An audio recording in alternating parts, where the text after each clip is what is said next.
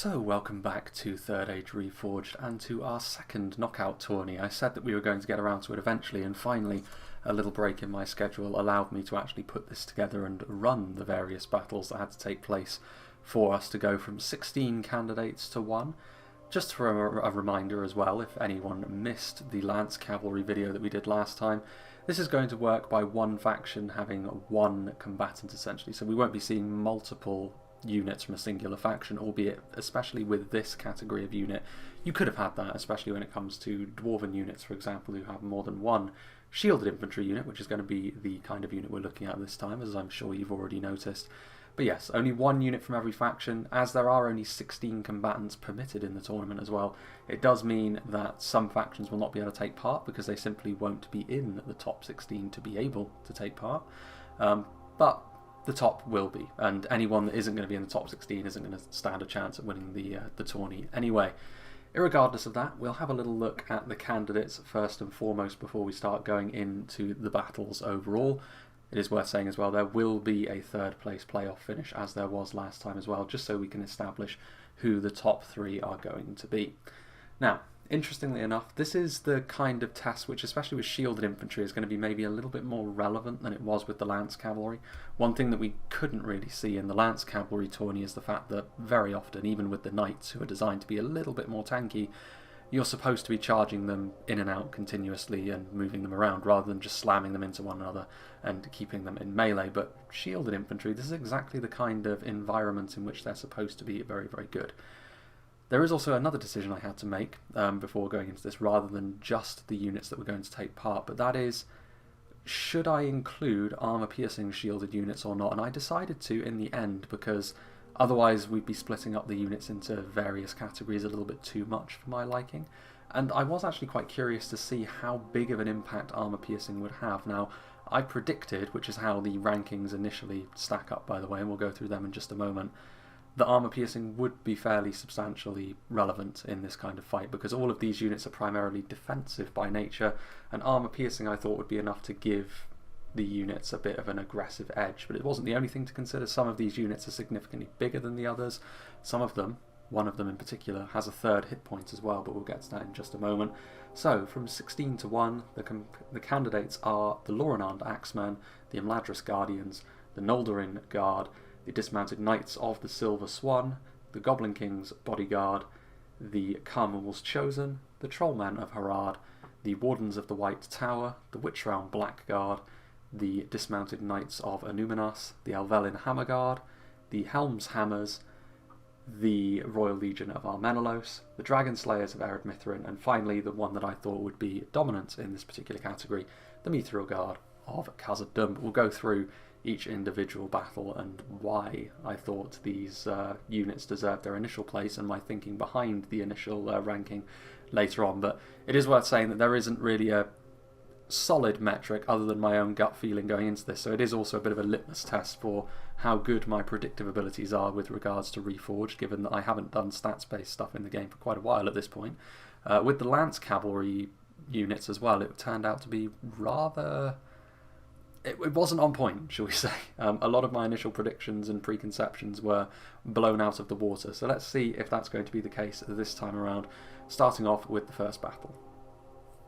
So how brackets work is the number 1 ranked unit will be able to face the number 16 ranked unit, and that means in almost every situation I would imagine. I'd be very surprised if any situation arose where the 16th ranked unit was able to beat the unit ranked number 1, especially in this situation, because poor Lothlorien find themselves as the whipping boys in rank 16 again with their Lorenand Axemen going up against the Mithril Guard of Khazad-dûm.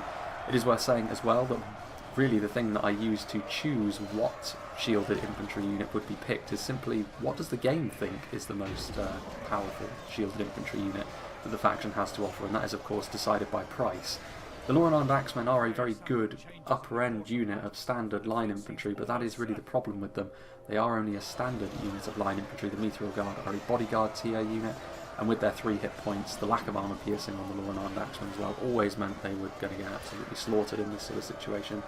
An interesting question was to note how badly that would occur, and in the end it was extremely one-sided. So unsurprisingly, Khazad-dûm will be advancing.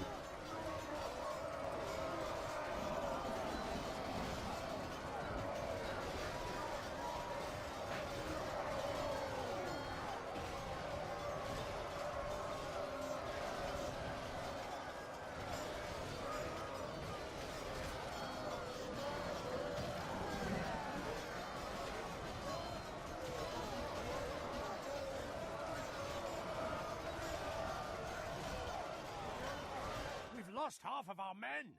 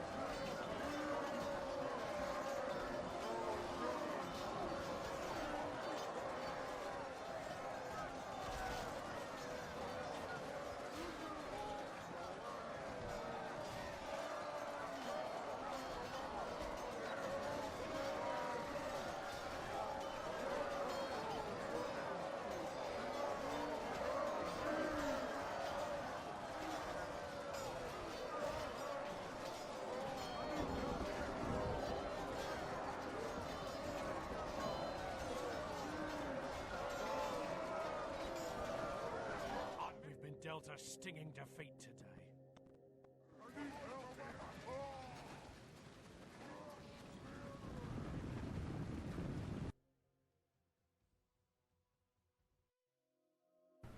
However, from a rather one-sided affair, we move on to the ranked 8th unit versus the ranked 9th unit, which is always going to be a rather interesting and close affair, or at least it should be.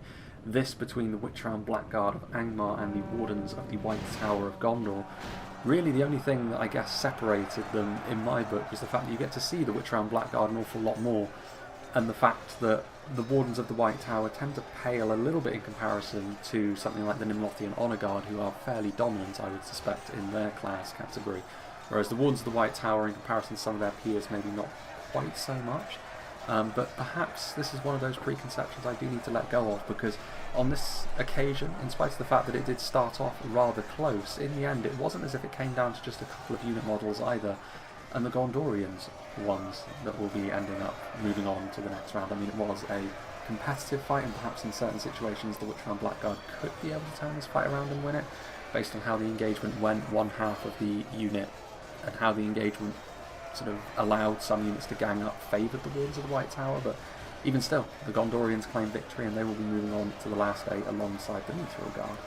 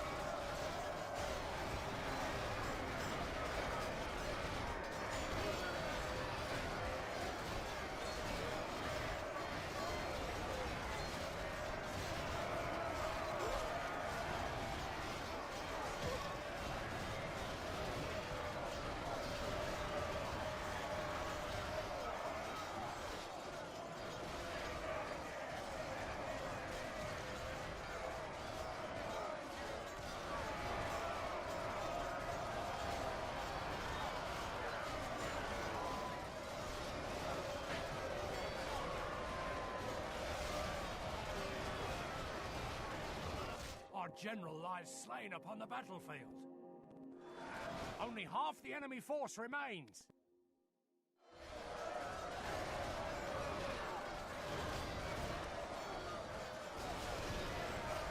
We've lost. Our men have fought long and are becoming tired.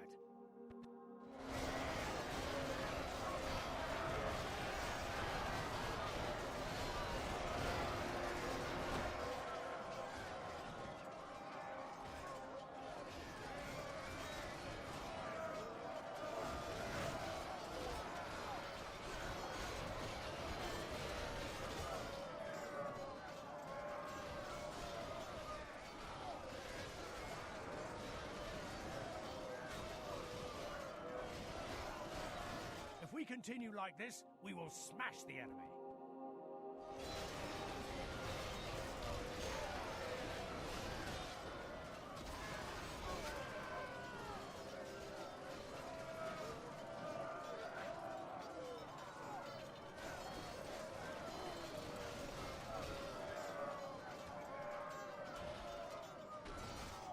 Good tidings. The enemy be awed by the victory we have won here today.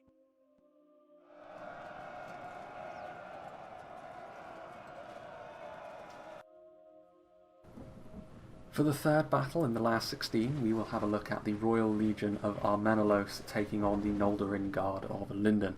Now, the Royal Legion of Armenelos, in comparison to the human unit we just saw be victorious against the Angmarim offering, the Royal Legion of Armenelos have got more men in the unit, which is a substantial force multiplier, especially when you're talking about multiple HP units, because it's so many more men that have a second hit point that have to be worked through. The Noldorin Guard themselves also find themselves at a big disadvantage here, because all three of the Elven units that are on display are single HP units, so it was very unlikely they were ever going to be able to advance out of the first round. But the Noldorin Guard do have very, very high stats and very high armour as well, with the Royal Legion being an example of a unit that doesn't have access to AP. Maybe that would be enough to at least give the Noldorin Guard something of a chance, given that they themselves have also got a fair amount of units in this sort of company. But in the end it wasn't. The Noldorin Guard actually did better than I thought they were going to against the Royal Legion here, but it was never really going to be enough to overcome the sheer weight of force that having that second hit point gives you. It's not quite as significant in a real battle situation, I think, as having a second hit point on a unit of cavalry, but certainly, even in this sort of thing one-to-one, it's not the sort of thing that can be overcome really by baseline stats or by having a few extra numbers like the Noldorin Guard do here.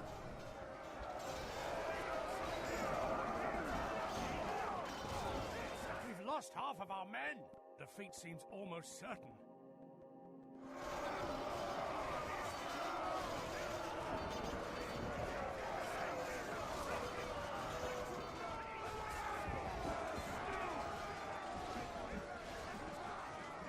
The enemy are badly bloodied. They have lost half their men.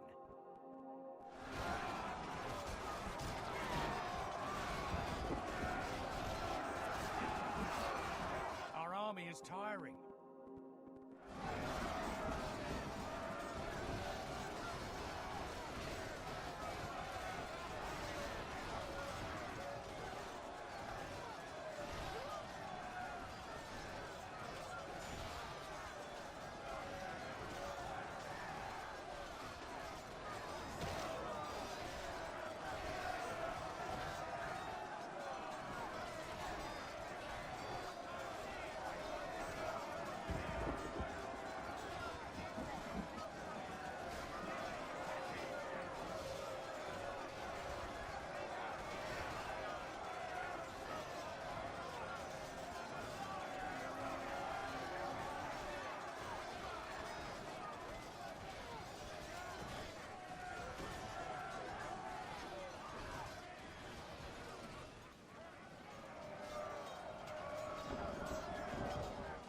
Dealt a stinging defeat today.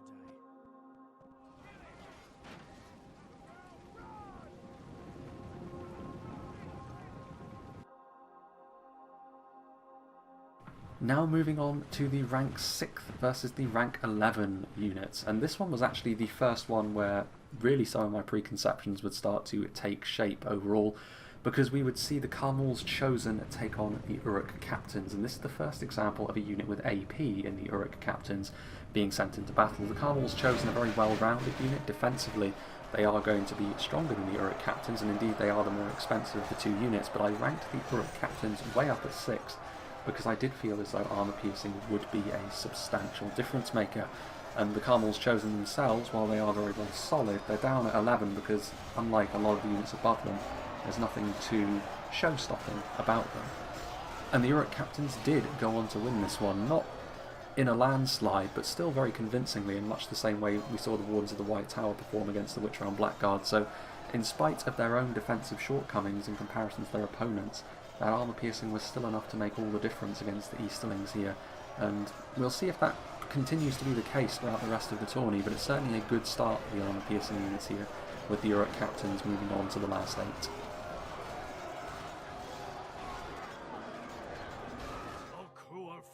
We have lost half our...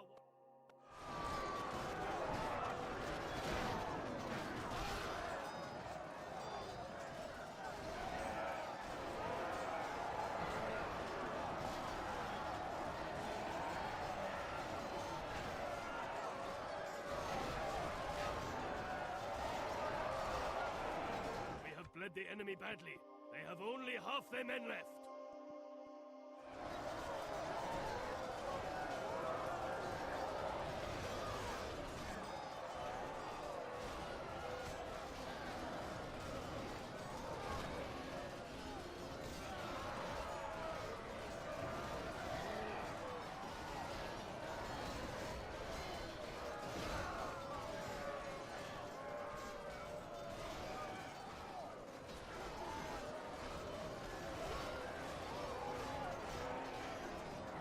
Our army is tiring.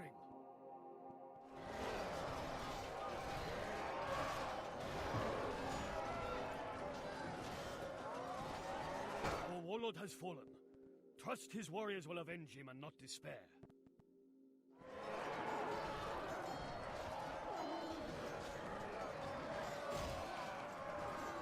Fortune has abandoned us today.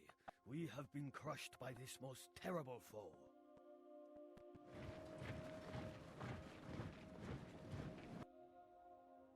And speaking of armour piercing, we have most certainly the unit that I would expect to be the closest challengers to the mighty Meteor Guard here, and it is of course their Dwarven brethren in the Dragon Slayers of Ered Mithrin at rank 2, with that armour piercing that they have, going up against the third and final Elven unit, which is on display here again, the single HP Imladris Guardians. Some people may ask where the God Helym are, but I'm not counting hybrid units here because they muddy the waters far too much, and having the ability to shoot a unit as they approach doesn't really make for a fair test in this sort of environment anyway.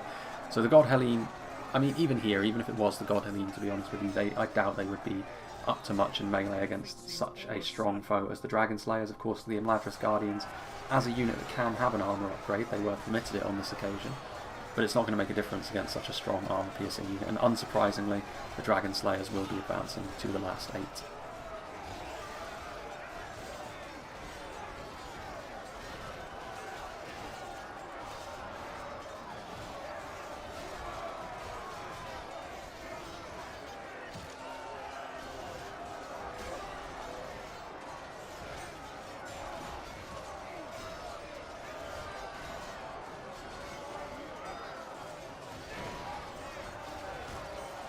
Lost half of our men.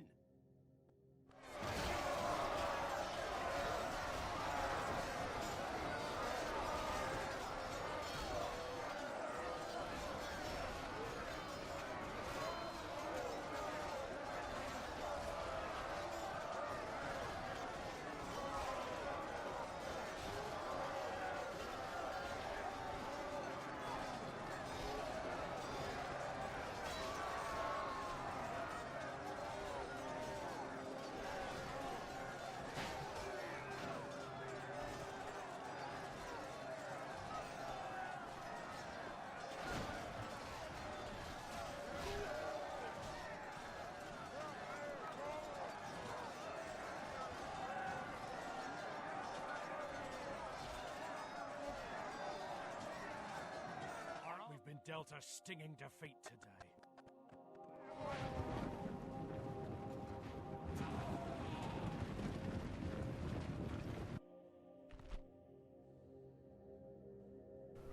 Next up we have the ranked 7th Dismounted Knights of Annúminas going up against the Trollmen of Harad. A rather interesting matchup this. The Dismounted Knights of Annúminas represent a rather similar sort of thing to the Wardens of the White Tower that we've already seen.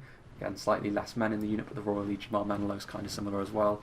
The Trollmen are actually a rather unique unit here because they have over 100 men in the unit. They've got a second hit point, but mechanically speaking, in spite of the fact they do have a shield, they behave much more like shock infantry than anything else. They do have that armour piercing, of course, but their defensive values are very low once their hit points are expended. So really this was going to be a case of whether the Trollmen's numbers and armour piercing would be enough to overwhelm the Arthedanian unit they were facing, or whether their own lack of defensive values would be enough for the Knights of Annúminas and their swords to carve right to the heart of the matter, as it were. I was expecting the Knights of Annúminas to perform slightly better, honestly, here, because the Trollmen of Harad ended up being, again, not domineering by any means, but certainly, victors by a noticeable margin, and again, another fairly substantial upset, I suppose, in this case, with the Trollmen of Harad being the ones to advance to the last 8. Also a very good last stand by the Arthedanian general here.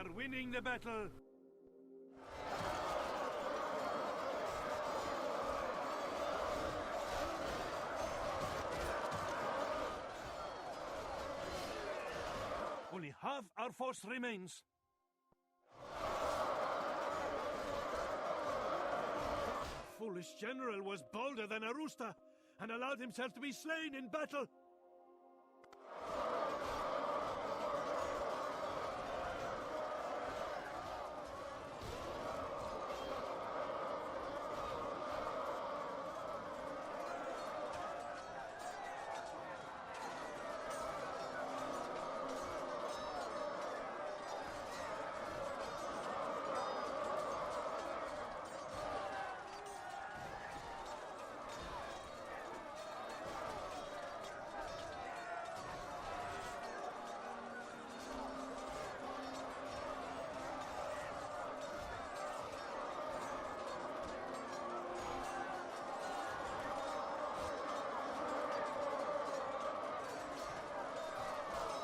Our army is tiring.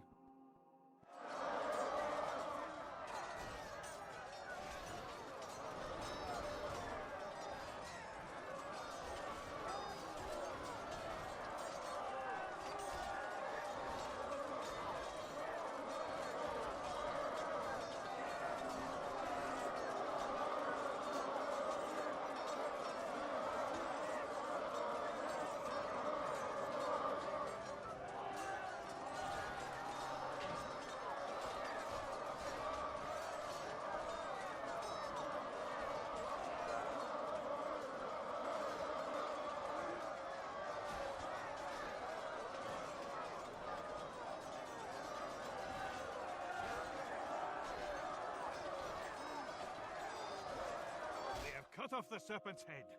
The enemy general is slain.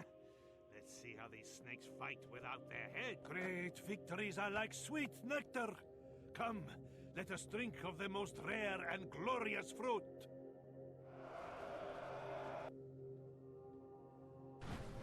Now we move on to Dol Amroth's offering, the winners of the last tourney on horseback. They are now going to be fighting with an infantry unit here in the Dismounted Knights of the Silver Swan, going up against the Helm's Hammers of Rohan, which I ranked at 4th because I felt as though with their bulky defensive values and the armour piercing, they would represent maybe something of a dark horse here in this tourney as a whole. Maybe not so much as the Dwarven armour piercing infantry unit, but certainly enough to maybe cause some concern.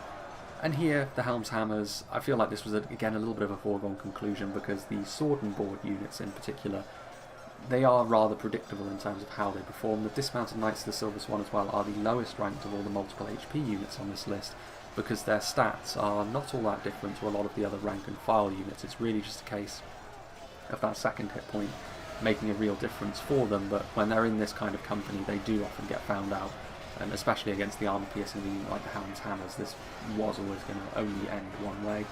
They did slightly better than I thought they were going to be fair, but certainly nowhere near enough to overturn the Rohirrim advantage here.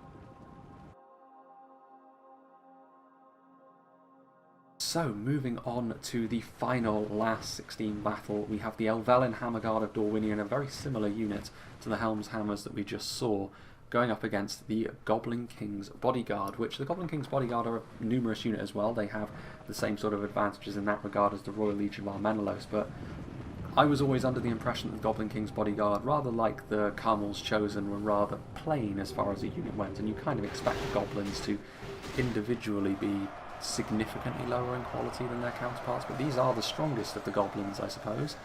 And it isn't 1-to-1 either now, is it? Now, I was expecting the armour piercing to really play a big part here, because Goblins, defensively, you know, what defence they have is often going to come in the shape of the armour that they're wearing and cobbled together. But the numbers here really made a difference, and this was something which really does show the force multiplier that having more units with multiple HP can have, because the Goblin King's Bodyguard managed to defeat the Elval and Hammerguard here, and it wasn't really a close run affair either.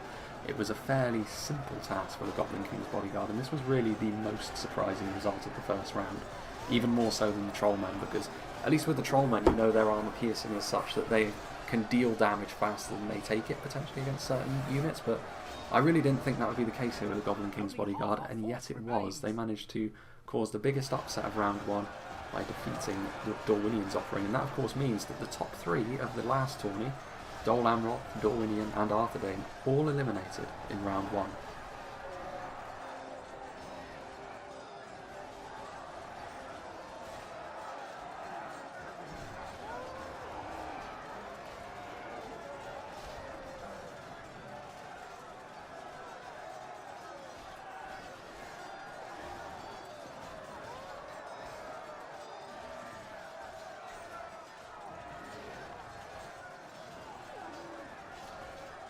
Foolish general has thrown his life away, and perhaps our chances of victory with it.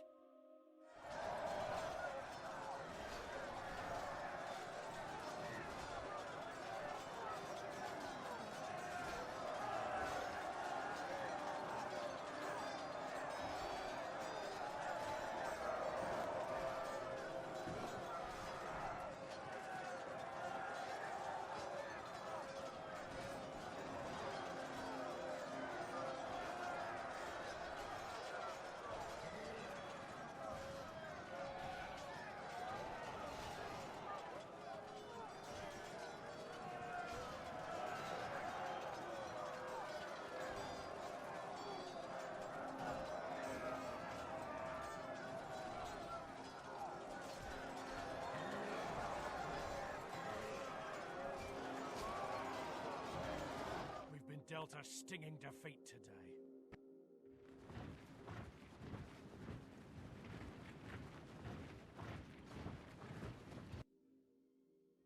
So here we are then with a look at the quarterfinals and also a final look as well at some of the units that we have lost already. This isn't really the category for the elves to be all that dominant in, to be honest with you. Like I said, all of their offerings are single HP units. Their multiple HP bodyguard units are found elsewhere in stuff like archers, and certainly in terms of shock infantry I would imagine that we're going to be seeing them climb significantly higher up the list. Something else to note as well is the very last battle, the Goblin King's Bodyguard overturning the armour piercing, so a real mixed bag for the AP units really, with the Trollmen of Harad and the Helm's Hammers, and the Uruk Captains of course doing very well, but a wrench thrown in the works here with the Elval and Hammerguard unceremoniously being beaten down by lowly goblins. Let's see how the quarterfinals pan out though. And the first battle of the quarterfinals sees the ranked 1 Mithril Guard going up against the Wardens of the White Tower. This of course was the site of the Arathirim's victory over the number 1 ranked Gwaith y Rokdor in the last tourney. But on this occasion, this again was one of those that you going in, you kind of knew what was going to happen. Sword and board units, like I said, fairly predictable. Wardens of the White Tower proved themselves to be slightly stronger than I gave them credit for in round 1, but they don't have the damage dealing capabilities to get through the 3 HP and very high defensive stats that the Mithril Guard have. Khazad-dûm managing to beat down the Gondorians here, but the Gondorians already have a victory of sorts in the sense that they managed to defeat a very similar unit to themselves. Not comfortably, but not under extreme duress either. So not a bad day at the office for the Gondorians by any means, and in much the same way as the Elves, there will be categories in which they are going to fare a little bit better as well. But for now they have to cede ground to the Dwarves, and Khazad-dûm will be advancing to the semi-finals.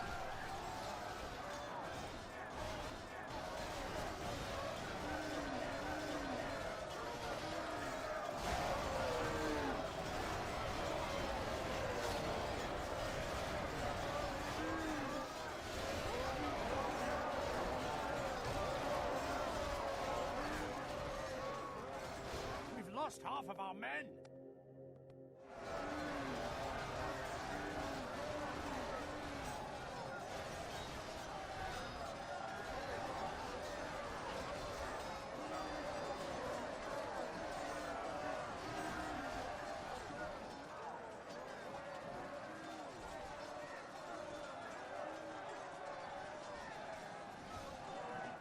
is tiring.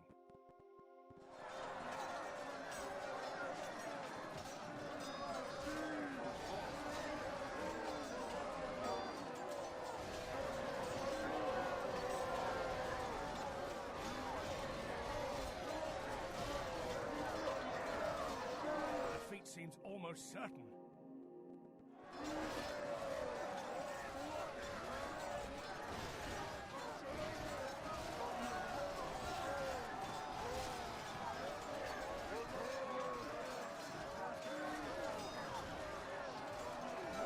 Our general lies slain upon the battlefield.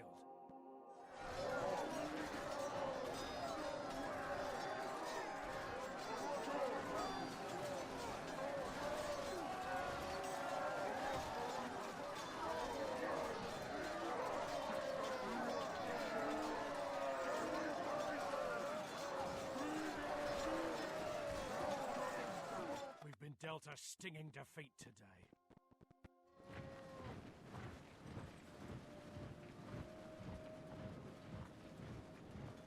Onwards to the third ranked unit against the sixth, we have the Royal Legion of Armenelos going up against the armour-piercing Uruk captains. This was something where I didn't actually fancy the Uruk captains to be able to overturn the numbers deficit here. I already saw the Goblin King's Bodyguard win in the last 16, and the Uruk captains' defensive values I didn't really feel as though they were going to be enough to overturn the damage that was going to be coming their way, either from the Royal Legion of Armenelos, and of course that did turn out to be the case. The Numenorians really showing their class here against more lowly Orcish units. Still, the Uruk captains performed, I suppose, in exactly the way I expected them to, based on their rank, get through round one, but then ultimately be defeated by a unit of higher quality than themselves. And it's not as if the unit they defeated was a single HP load of old rubbish either. It was Carmen's chosen, so much in the same way as the fallen Gondorians, Mordor can take a bit of heart from that, but yes, it's going to be the Numenorians that advance to the semi-finals instead of them.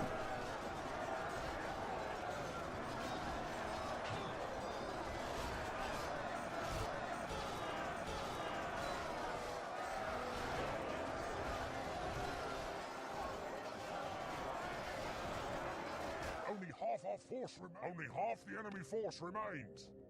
Pray something changes in the course of battle, for defeat seems almost certain.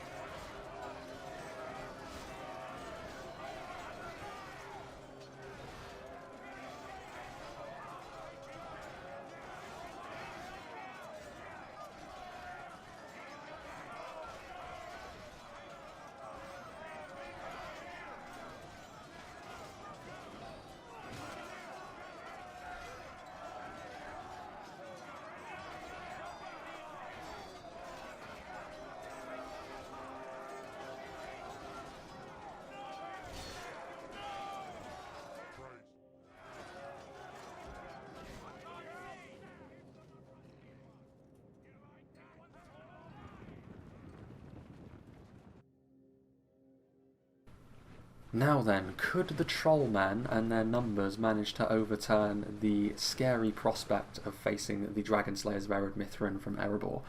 It is worth saying, of course, that the armour piercing from the Dragon Slayers wouldn't actually be all that efficient against a unit like the Trollmen, but their base damage is still going to be enough to cause some potential problems. We already saw the Trollmen be surprisingly effective against the Dismounted Knights of Innuminus in round one, but on this occasion I think you can see the difference in terms of stats that the dwarves have in terms of their infantry units, because the Dragon Slayers are very much the domineering force in this battle. Based on the first round, I was expecting the Trollmen to actually run the Dragon Slayers a little bit closer before coming up short, but yeah, this maybe is a little bit close to what I was expecting from the round one performance from Harad, to be honest, with their defensive values really proving to be their undoing, and the dwarves advancing in their stead to the semi-finals. We have lost half of our men.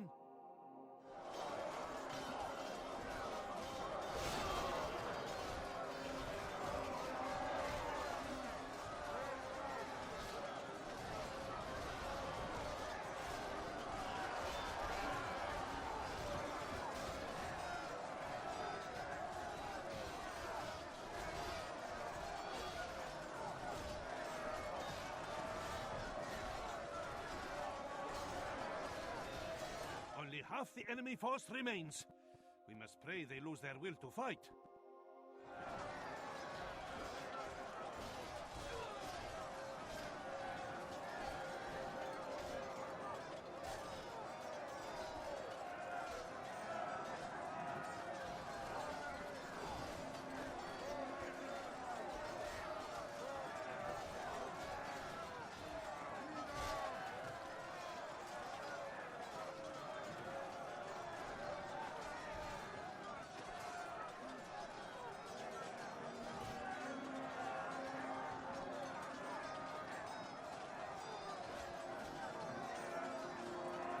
Foolish general was bold. We have been ground like wheat at the mill by our foe.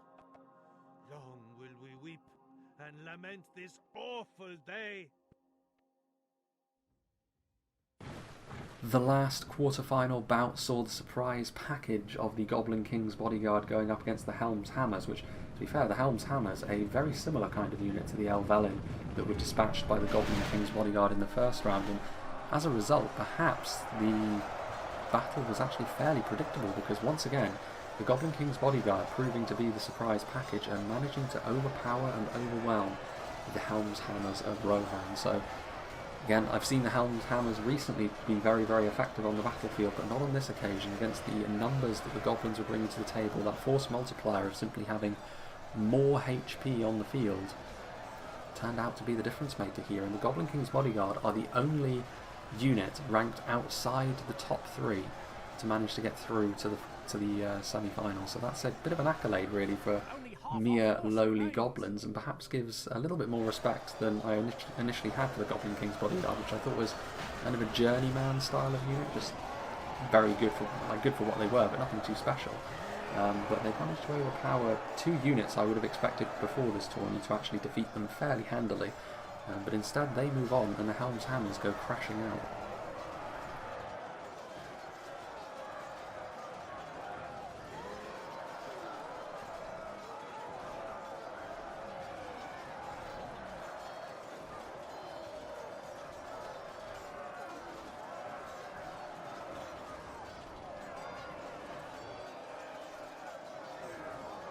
Our general lies slain upon the battlefield. Pray something changes in the course of battle, for defeat seems almost certain.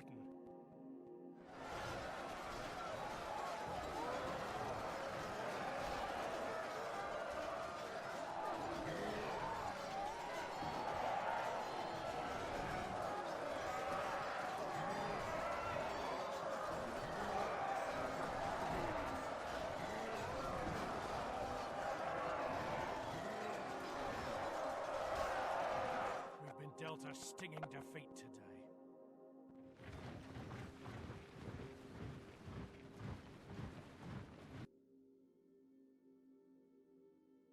So that brings us to the semi-finals, and the Mithril Guard, perhaps not the opponent they would have been expecting to face in the semi-finals, going up against the Goblin King's bodyguard, and that will of course be followed up by the Royal Legion of Armenelos trying to use their numbers to overcome the scary force, which is the Dragon Slayers from Erebor. Let's see what... And this is where the Goblin King's bodyguard luck eventually ran out, and it does have to do with that force multiplier once again of having more HP on the field, because yes, there are more of them than the Mithril Guard, but each of the Mithril Guard has got 3 HP, whereas the Goblin King's bodyguard each only has 2. So when you add it all up, the Mithril Guard will actually have more HP on the field, and individually their base stats are going to be higher. The Goblin King's bodyguard in return, as well as a sword and board style unit, are not going to be aggressive enough to be able to crack through those defensive values, including the armour, of course, that the Mithril Guard have at their disposal. So while it was an impressive run, perhaps it shouldn't be too surprising that eventually they found themselves in over their heads. And I guess it does go to show, if you need to kill some goblins, you call for the dwarves, don't you? Seems almost certain.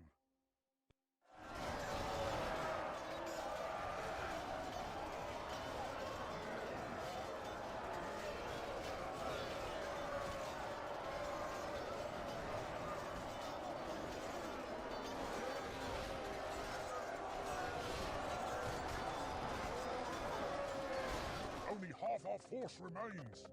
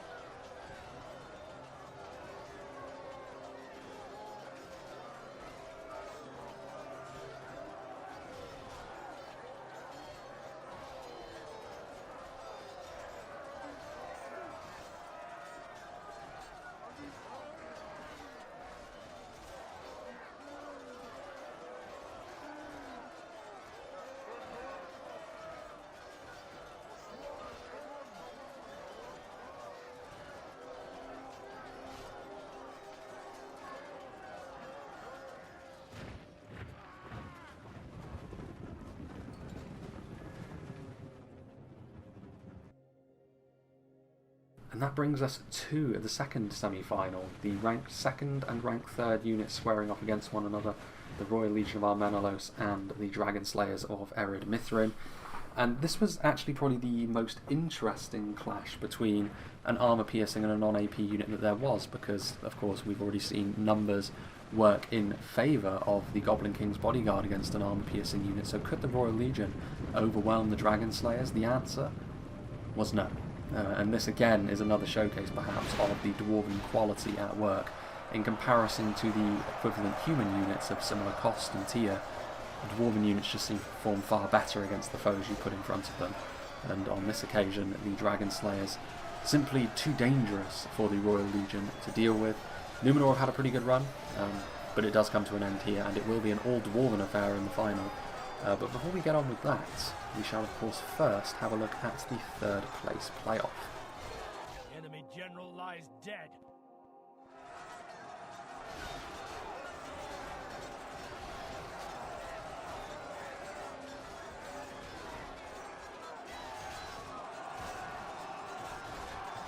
We've lost half of our men.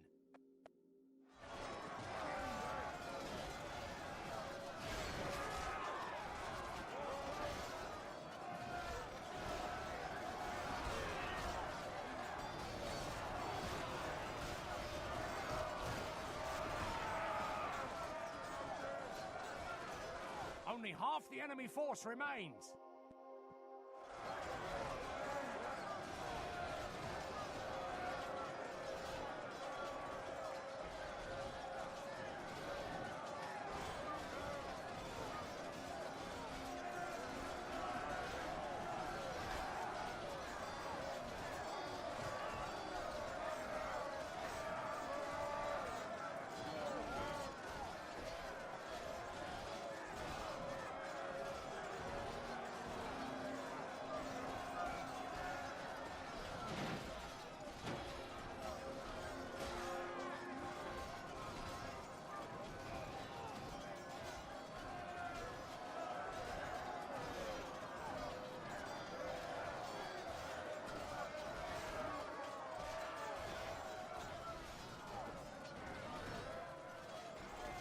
Our general lies slain upon the battlefield.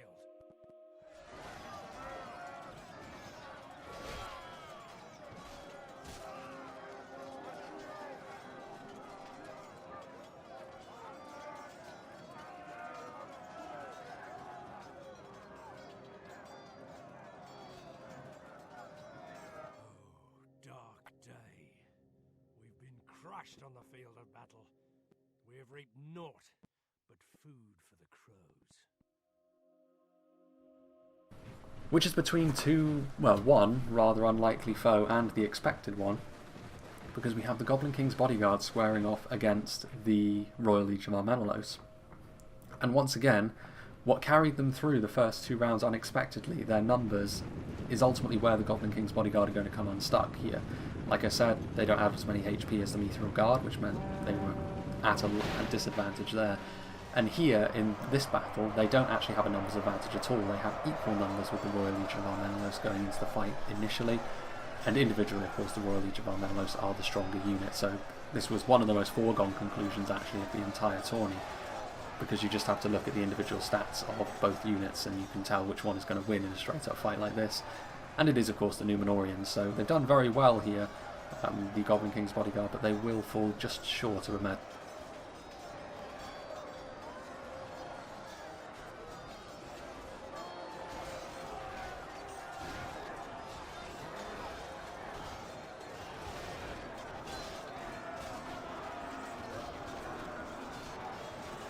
Our general lies slain upon the battlefield.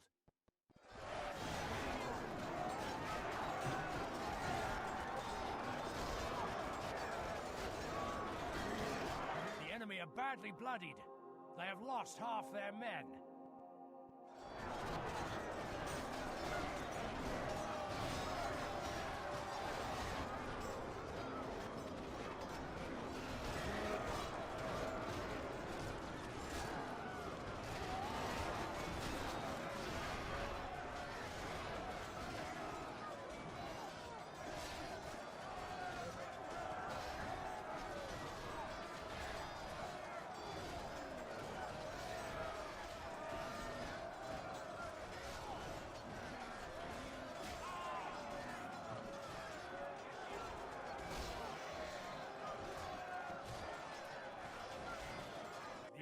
This is a clear victory. Which brings us to the grand final between the two dwarven factions, which when it comes to shielded infantry, this shouldn't really be too great of a surprise, because this is exactly what the dwarves should be good at. The 3 HP of the Mithril Guard, or the strong armour piercing of the Dragon Slayers. What do you think, before you just skip ahead and have a look and see who won at the end? Who do you think is going to come out on top here? Now clearly I made my mind up at the start of this tourney who I thought was going to win overall. And on this occasion it turns out I was vindicated, because the 3 HP of the Mithril Guard, their overall stats, their ability to deal damage, simply too strong for the Dragon Slayers on this occasion. They've been very good up until this point, the Dragon Slayers. You have to say their path to the final was probably harder, given the fact that they had to face the Royal Legion, whereas before now, the Mithril Guard actually didn't face another unit that was in the top 8, according to my own preconceptions though, that is worth saying. But the Mithril Guard was suitably dominant throughout. I mean, the Mithril Guard, this was the only occasion where they were noticeably banged up by the end of the battle, so that does go to show how much damage the Dragon Slayers are really kicking out. But in this category of unit, where the main selling point really of them is how defensively savvy they are and how difficult they are to kill, that third hit point is a big deal. Even in and amongst the armour piercing units, which I'm glad I included the armour piercing units now, because they didn't really skew the result all that much at all. You have to say, with the brilliant performance of the Goblin King's Bodyguard, and also the overall victory of the Mithril Guard against the Dragon Slayers here in the final, armour piercing was a good shout to include in here, because it wasn't actually the tour de force that it could very well have been, maybe. But there we have it, the final battle, and our overall winner has been decided.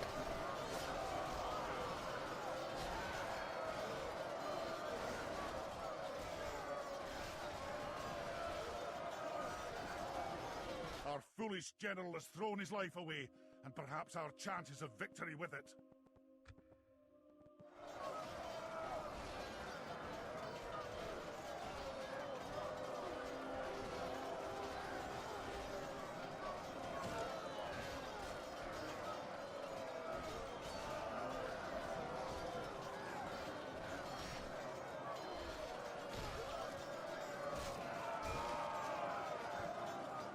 Enemies have snatched victory from us like thieves in the night. They will not be so lucky next time.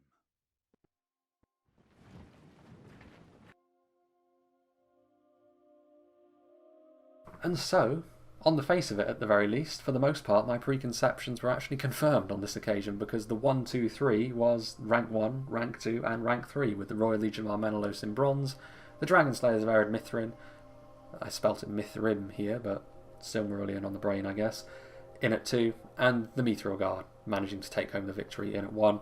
Although of course the moral victor in many ways of this tourney has to go to the Goblin King's Bodyguard, based on how well they were able to do in relation to how good I truly thought they were. So you have to say again, numbers, quantity is a quality all of its own, you must say.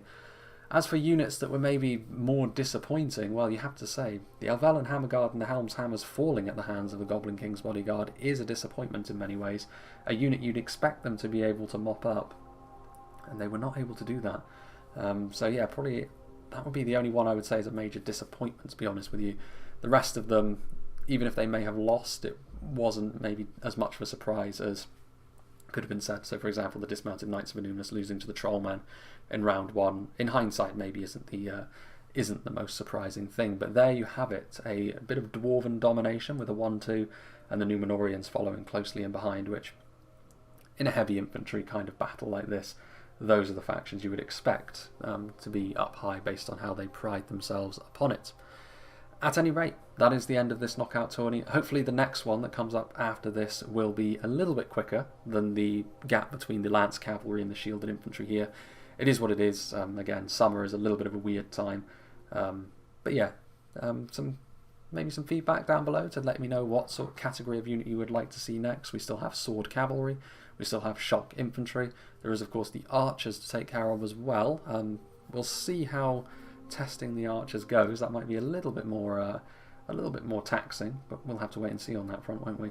Irregardless, enough of my rambling here. I hope you enjoyed this, and I hope you'll join me for whatever is